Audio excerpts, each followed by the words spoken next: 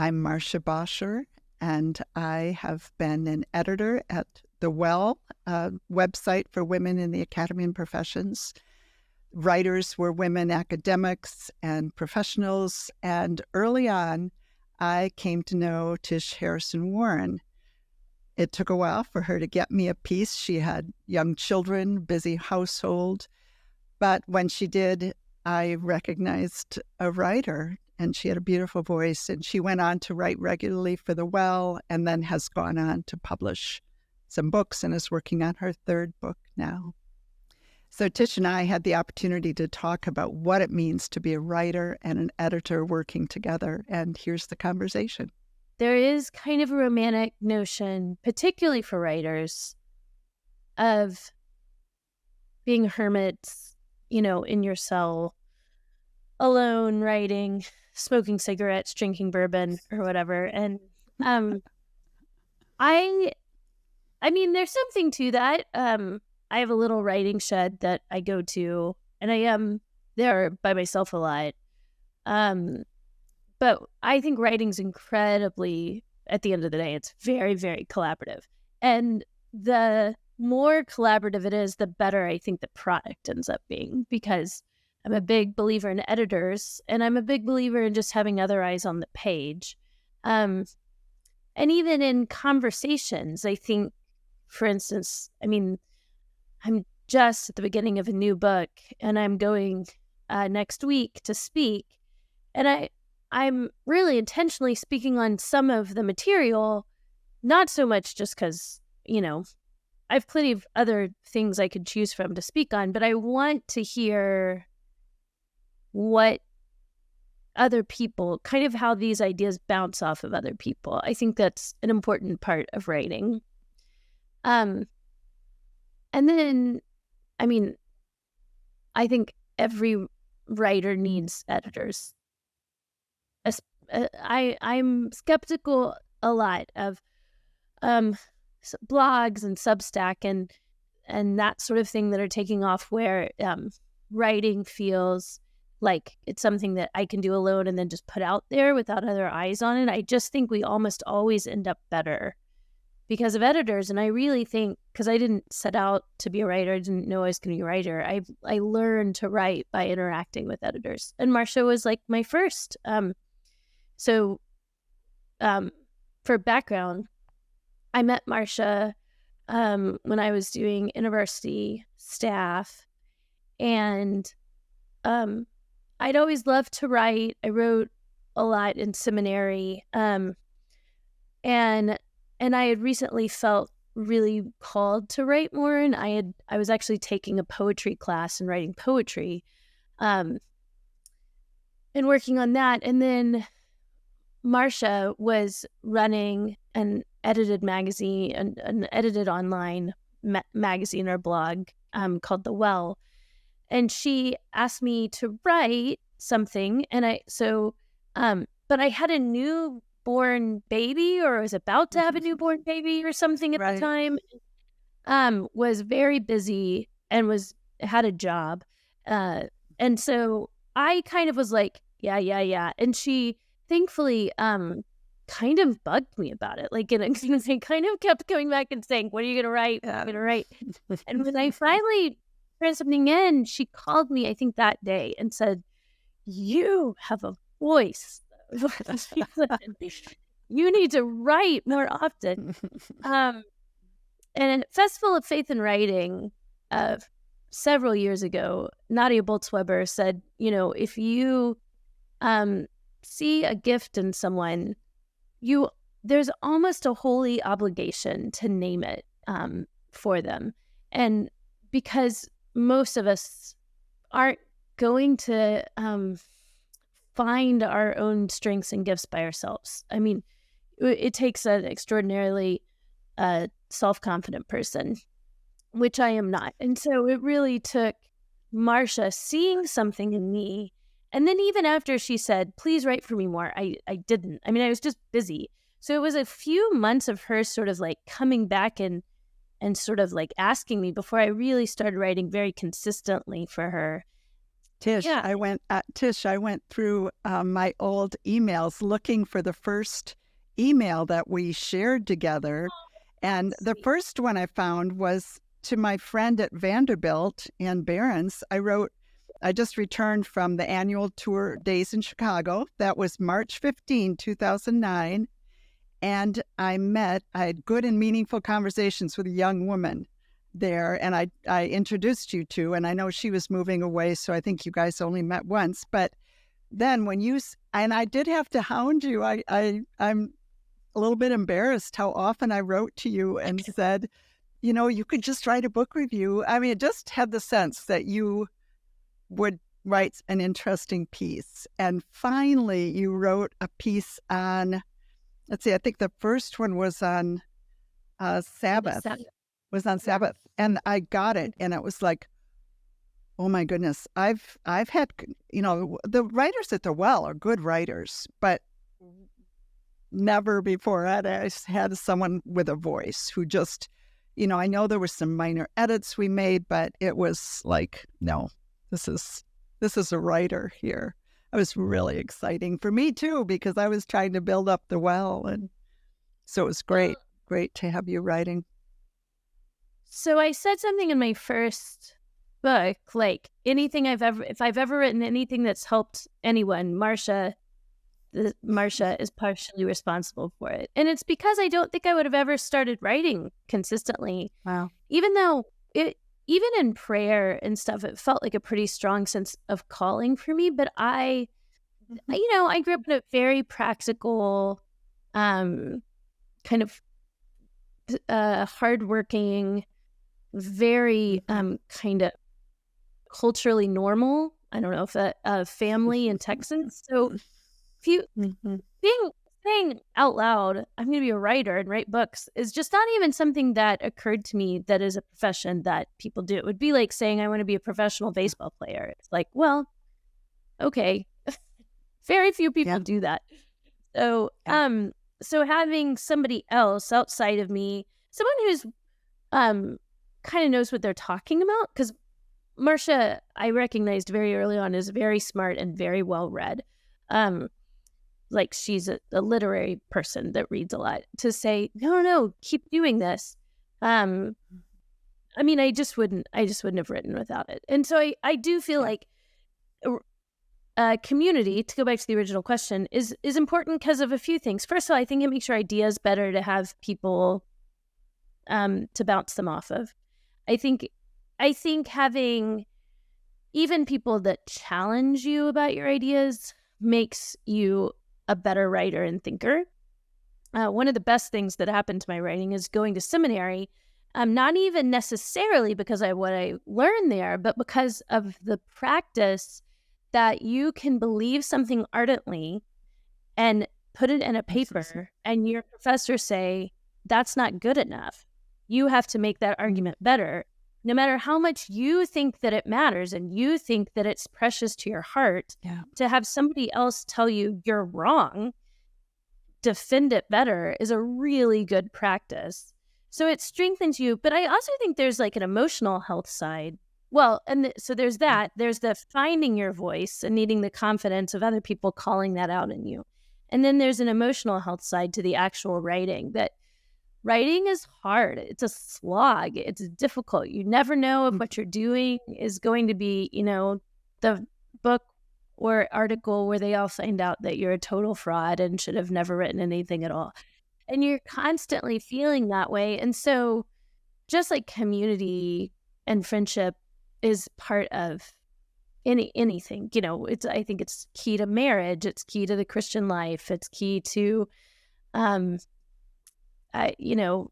living in a sustainable way. It's key to like caring for the environment. Friendship is such a key part of everything, but I think it's also a key part of our work, and specifically, I think more so, and you're constantly feeling that way. And so just like community and friendship is part of anything, I think it's key to marriage. It's key to the Christian life. It's key to,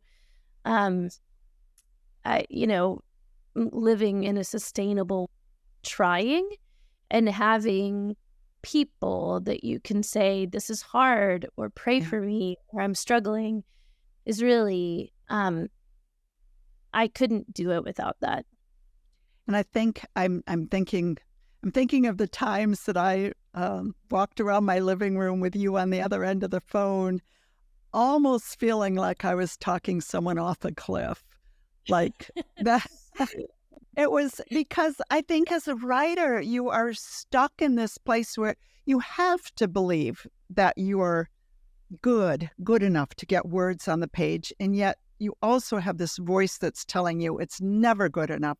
And so you're always walking that path. And I felt like you were such a good writer, and you just had to hear it again and again, sometimes in low spots, and then you would, I would get a chapter from you, and it would be amazing. And so in some ways, I felt like as our time went along, that I was doing more encouraging than editing. I mean, I would respond to your work, but I liked editing you in those early days because I always felt like you were confident enough in your voice that I wasn't going to mess it up. I could say, oh, I needed to probably say, if this didn't make sense to me, it might not make sense to anyone else. I mean, those kind of things. But then I had complete confidence you would rework it. I didn't do the fine-tuning sort of stuff, which was really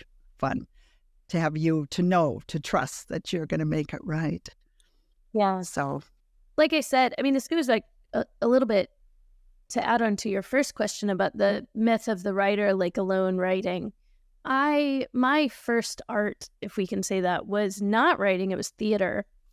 I was a theater kid and very into theater. And so one of the things that I think that gave me is you really, really learn in theater to play off other people. Theater's super collaborative. Like nobody does a theater performance on their own. You can't. I mean, so even if it's a one-person show, you generally have a director. If you don't have a director, you have a person doing the lighting who is not you, who you work together with. You always end up working with other people and particularly taking notes from a director, which almost always when a director gives you notes, it feels like unnatural. If it felt natural, you would have done it yourself. in the first. interesting. It's almost always, well, I don't think I would put my hand there. I don't think I would say it that way. But you learn to sort of trust other people with the process as well. And you learn, and this is really, really hard. I mean, I've been doing this writing thing for a while, and I still struggle with, when do you say, no, this is a hill I'm willing to die on. Mm-hmm. I will defend this sentence. And when do you not? And that's something, I mean, even I worked for the New York Times for 2 years. That's something that I dealt with. And it's like, when do I say, okay, that's fine, I can let that paragraph go? And when do I say, like, no, that's the whole thing for me? And all of that is negotiation. And every writer I know has to sort of like wrestle with that. I will just say, though, that I think I think most people tend to be too precious about their own words. The saying in writing is kill your darlings, right? The things that you just think, oh, that sings off the page. Sometimes you love them, but they don't serve the broader. Yeah. Just because you may love a turn of phrase, it doesn't mean it serves the broader work. And so that is why I think having the objective kind of outside reader is very helpful, because they don't know how long it took you to write that sentence. They don't know how much blood, sweat, and tears it took you to do that paragraph. Mm-hmm. And so they're just really looking at the work itself. I mean, that doesn't mean that there aren't, of course, some editors that are better than others, some editors that get your voice more than others. That said, there's been, I really think, almost no editor that I genuinely can't work with. And that doesn't mean I haven't had a range of experiences with them, Marcia being one of the best. But but that I feel like almost every time I turn something into an editor, I'm either in the place of thinking this is okay, or I wouldn't turn it in, or this is brilliant. This is the most brilliant thing ever written. And then I get it back, and it's like sad trombone sounds, right? It's just like, oh, it's always so painful, and they didn't get it, or the part that, or they loved the part that I thought was just okay, and they and the part that I really loved, they don't really like. And so there's always a grief period there. I mean, there is like it's very rare to get something back, especially a bigger piece, a longer piece for something like the Times or the Atlantic or a book, and not just get, you just go through the stages of grief. You get angry at your editor. They don't understand me. You get sad, you bargain, and then you go finally to acceptance. And then you kind of have to go through that. That's why I typically when I get edits back, I at least give 24 hours, because I kind of have to like sit in them. And then, I mean, if I can give 24 hours, if the deadline allows. And then I go back, and almost always it ends up a stronger piece at the end. Like if somebody is pushing back, even when I think they shouldn't, it always almost ends up a better piece. Now, that doesn't mean that sometimes I've gotten on the phone with editors and said, hey, you made this note, but I did this because of this. I kind of explain my reasoning for something. But even then, they usually go, okay, well, that makes sense. But the reason I wrote that is because of XYZ. And usually XYZ is something I didn't even think about, right? It's a perspective outside my own. It's a way the word hit them that the word didn't hit me that way. But if, like Marcia said, if it hits one person that way, it's likely to hit someone else. And so we end up coming up with a third kind of way that is better than what either of us would have gotten to. I mean, a great example of this, I had an editor, IVP, Ethan. He was kind of a second editor to my book after my initial editor, Cindy. And we would get in these, he would send me edits back, and I would make notes back to him, and we would call and get in these epically long, I mean, we knew they would be up to, like, we scheduled them to be epically long, like 2-hour conversations, walking through the notes of a book. And there were times when I would argue for, let's say, a preposition, and he would argue for a different one. And by the time we were done with the argument, I would have been arguing for his position, and he'd be arguing. We switched. We'd be arguing for the opposite of what we started with. I know non-writers, that seems obsessive. Why would you care that much about the preposition? But I think it made the piece better in the end. Now with something like the Times, which is a much more rapid thing, when I had to die to that because it just has to go out and there's not time to talk through every preposition with your editor. So I got used to trusting the process and trusting my editors. And that doesn't mean, I mean, really, there are things I don't cave on, but you kind of have to have an internal sense of the things that make this piece true and right to you and beautiful to you. And you have to hold on to those. And then everything else you kind of have to let go and trust. So it's this weird combination. I mean, it feels like art making itself has to be this strange combination of self-confidence and, and I guess humility. But if that feels too virtuous, it's more like self-confidence and then complete lack of confidence in yourself. And you have to sort of hold those together. And I think when you described sending something off to the editor, whenever I send something back to someone, I have some of that, like, will they hear me? Will they, have I gone too far? Have I not gone far enough? Have I, there's this sense that if I don't hear back from a few days, which I think the writer can have that too, going back and forth. But editor at the Yeah. Times once, kind of almost as an aside, tell me all relationships between editors and writers are somewhat combative. Oh, interesting. And this person I get along with really well. We're actually Yeah. kind of friends now. We talk Yeah. about our lives and stuff. But she just said that's the nature of the relationship. There's always a little bit of a push and pull. Yeah. Because I don't know. I would hope that both parties could look somewhat of course the editor can do it more easily, but can look a little bit more objectively at the piece. It's not like someone who I edited. It's the first time she'd been edited outside of school.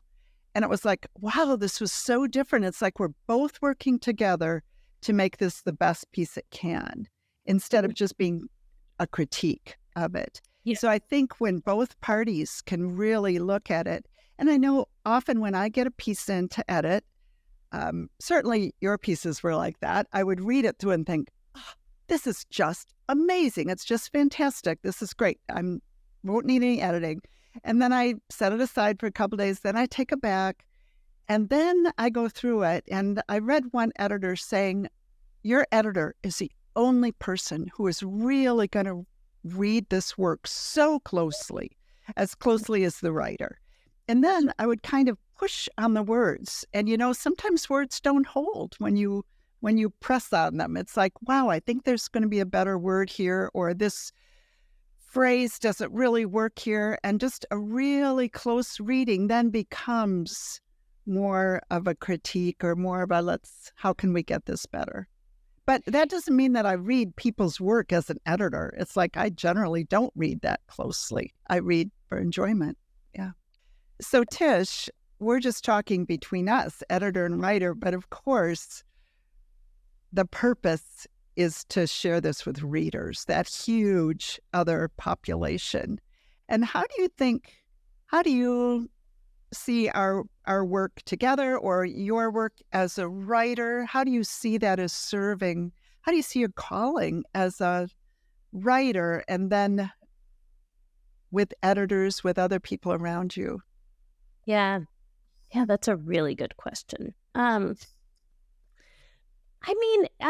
think every writer is different on this, about how much attention you give to the reader.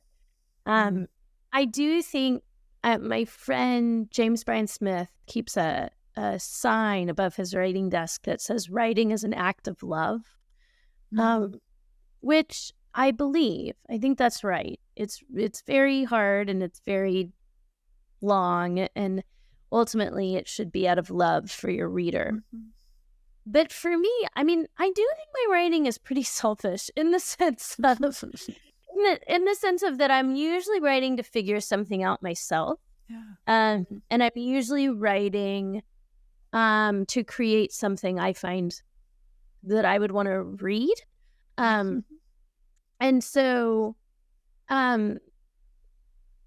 it doesn't help me to think about the public at large.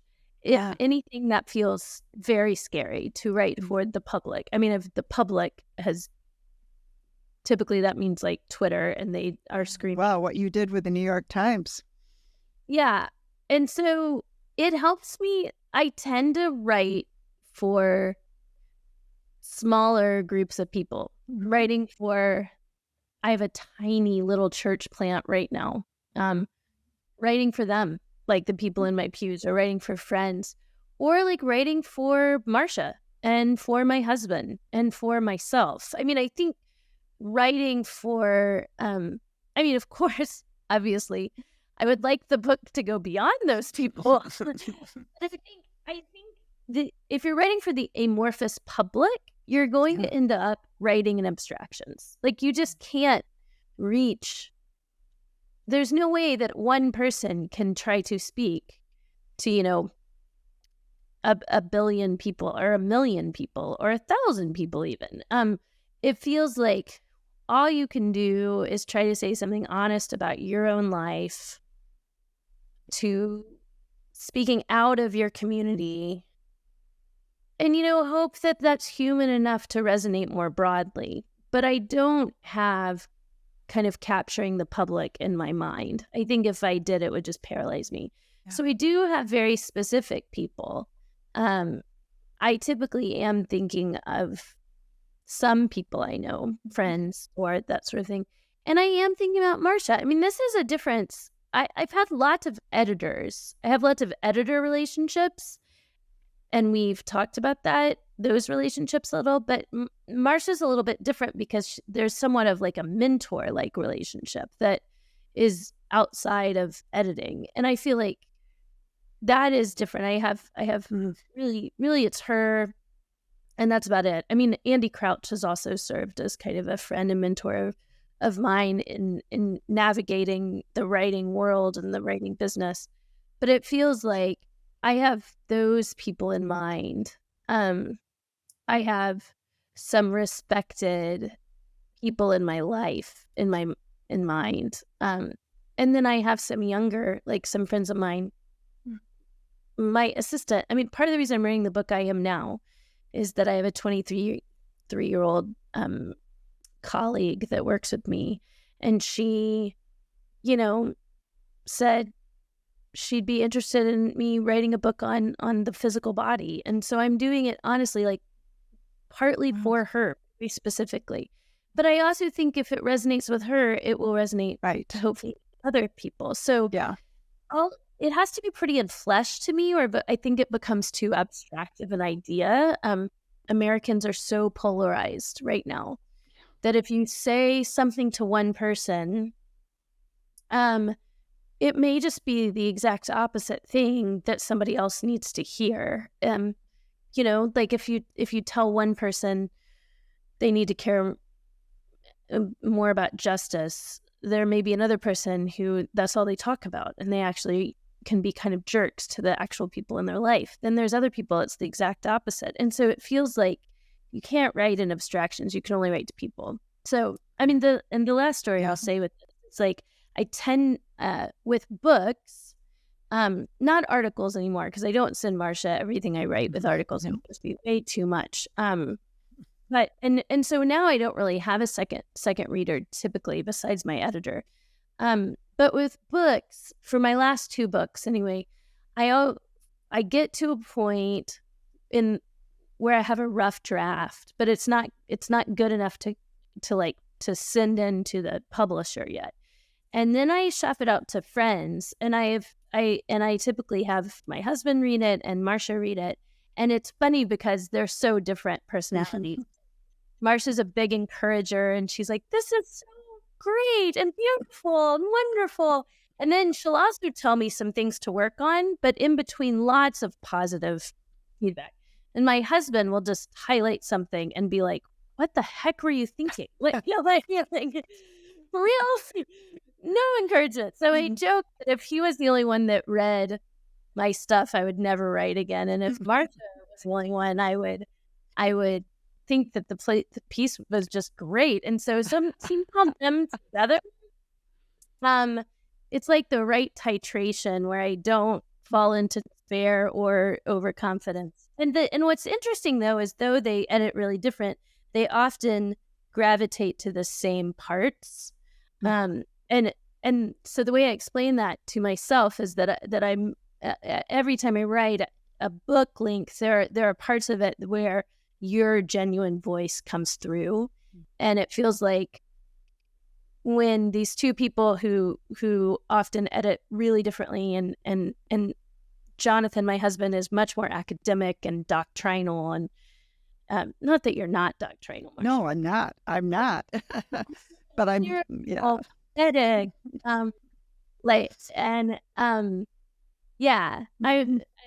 I not to say that like you're heretical or he's pharisaical, but it does feel like it's like they have different, and so that if there's a place they both like, I'm assuming it's because my voice, that's my voice, and they've heard it, and so yeah, that's been a very helpful exercise. I hope that you'll do it on this book too. Tish, when we first met, and actually when we were first in conversation at that, we took many walks around the lake there at St. Mary's Lake. And it wasn't that long after my husband had passed away. So you were actually very pastoral to me as we were talking. And even though you feel like I've encouraged you with your writing, it was a mutual friendship that we set up. But when you first sent your writing to me, do you remember being nervous about that at all?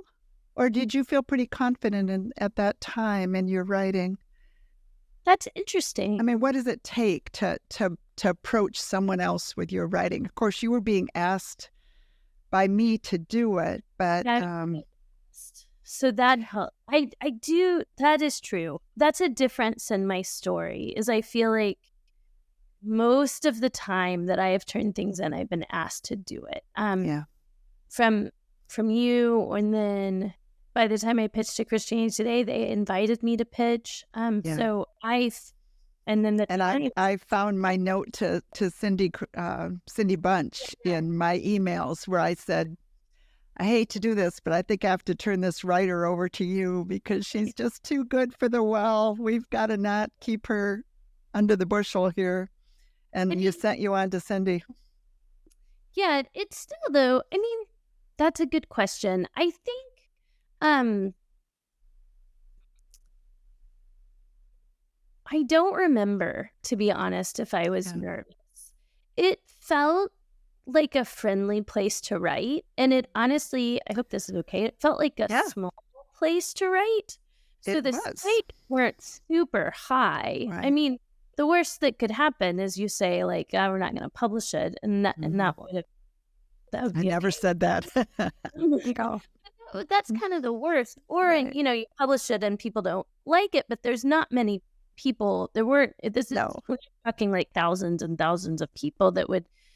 And it was an uncontroversial topic. I've been very nervous at times when I turned stuff in that I knew would be controversial.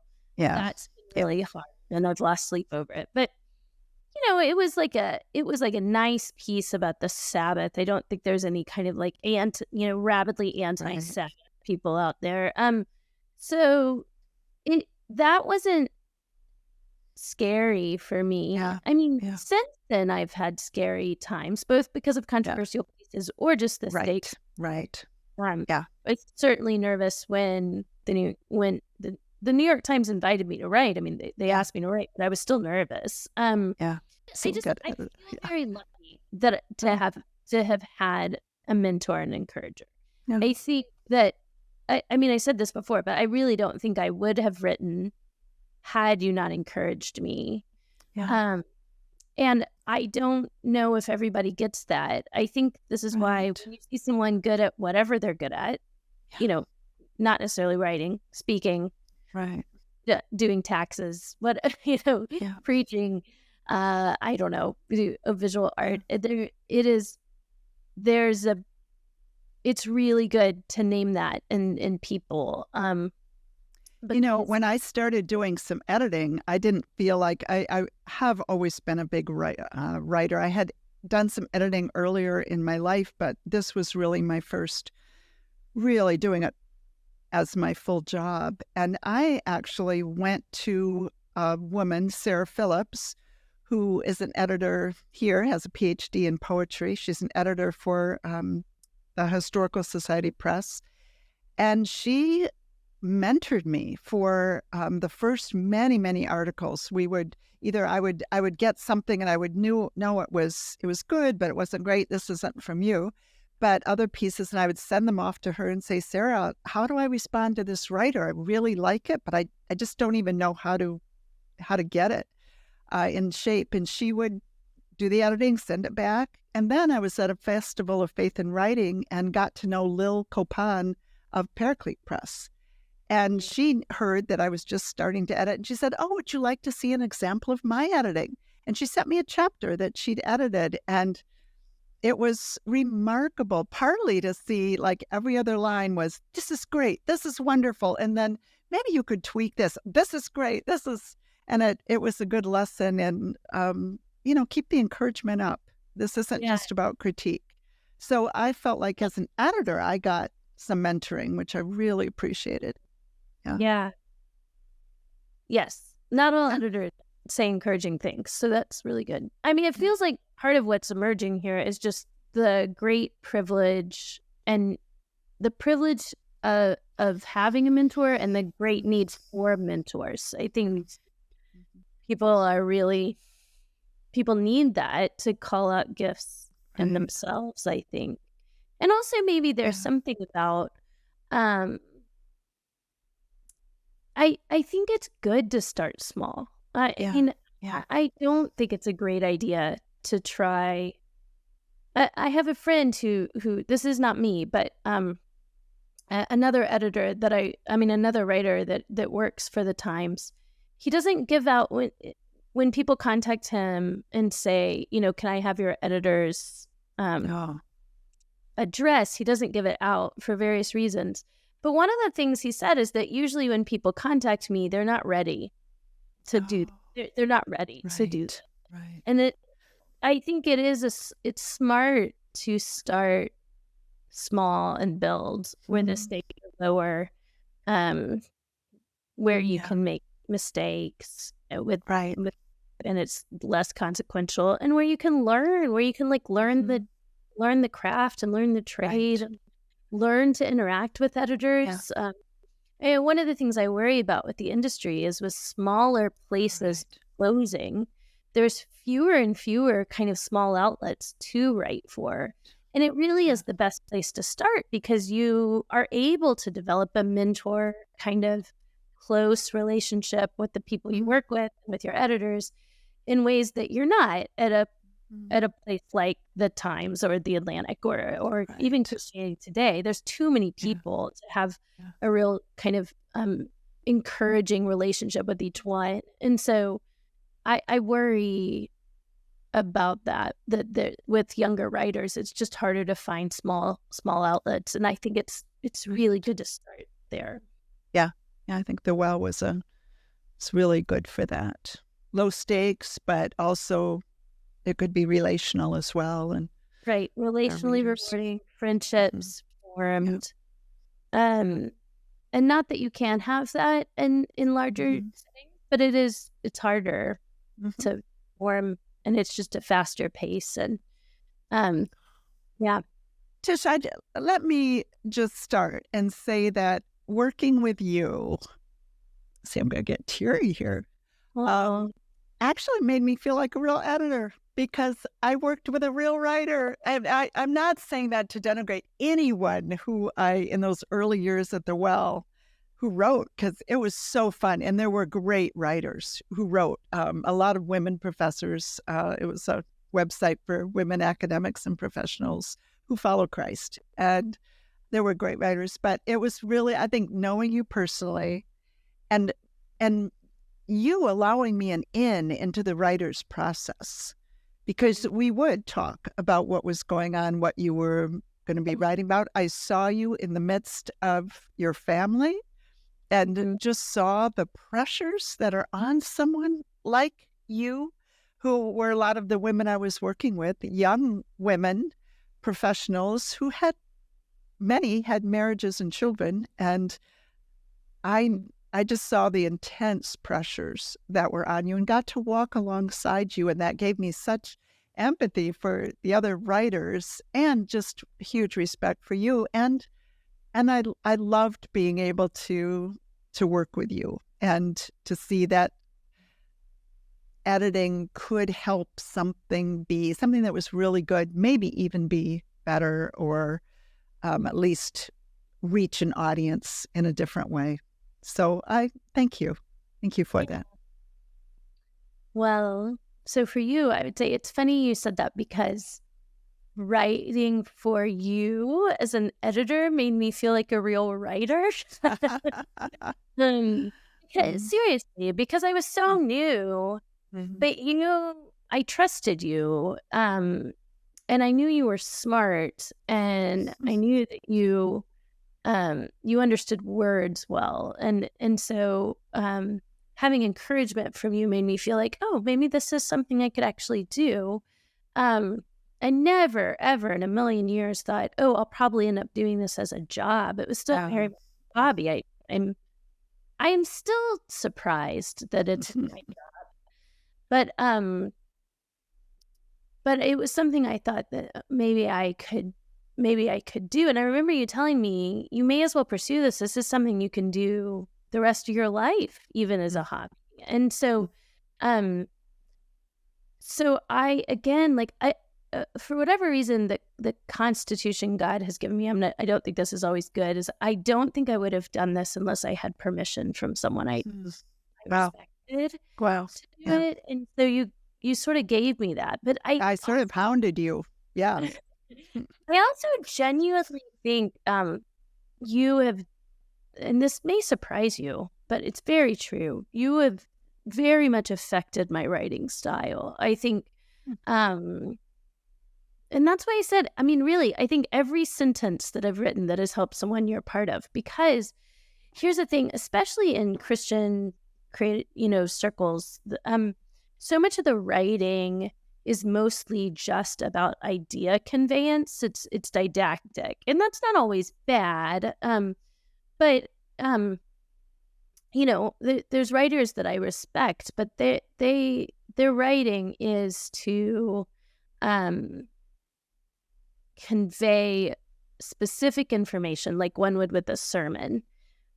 What you did for me is point me to artist and writing as an art, and people like Madeline L'Engle and people like Annie Dillard. These were already people I read. I've read them since college, but you constantly were like, oh, have you read this book? Scott Cairns, have you read this? You were, I actually think I might have heard of Scott Cairns from you. I can't remember.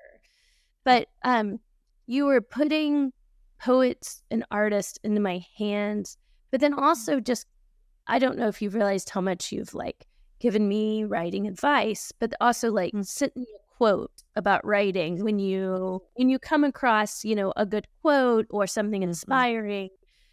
So you were